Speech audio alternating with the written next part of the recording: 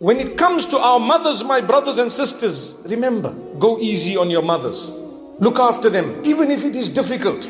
Take care of them. One day, if your father's passed on, where does the duty go? The duty goes to the sons, primarily.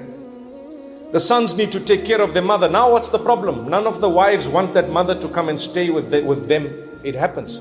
Well, in that particular case, can you work something out? Do you have enough in terms of means to keep her slightly separately but very nearby so that you can help and keep someone, a helping hand, or someone who can cook and clean for her and so on? If you can, it's your duty.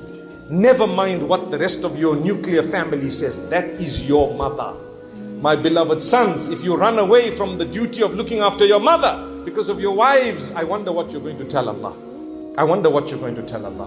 When Allah says, but I chose her to be your mother. You didn't choose her. I knew what was going to happen. Part of your challenge. Navigate through it. No problem. Pray every day. Cry to Allah. Oh Allah, help me. Open my doors. Talk to your mom. Say, look, you know what? Make it easy for me. Please go easy on my wife so that at least they feel like talking to you. At least they feel like communicating with you. How you're operating, they wouldn't even like to see you. You're making it hard for me. So go and talk to her in a respectful way. But solve your problem. Come on. Sometimes you have sons and daughters, and the sons, none of them want the mother to look after her. What happens?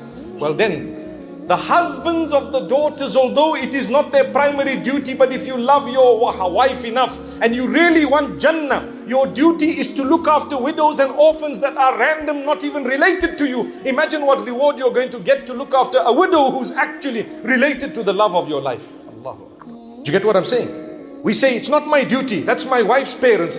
We know about your duty and not your duty. What I'm telling you, is it not that Allah has said that the one who looks after widows and orphans, random widows and orphans off the street, they are equivalent to someone standing in salah all night, every night, and fasting all day, every day. That's what the hadith says. What about if this is not a random person, but it is actually someone related to you, the granny of your children?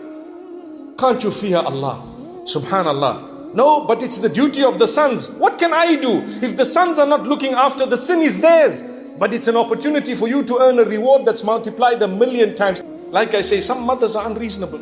But you have to look after that mother and respect her. She swore you, you're not allowed to swear back.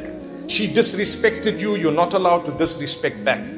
And you need to train each other as spouses that our mothers on both sides, no matter what they say, we should not disrespect them. That's it. Husband, my wife's mother, I will look after her. Wife, my husband's mother, I will look after her. That's the attitude.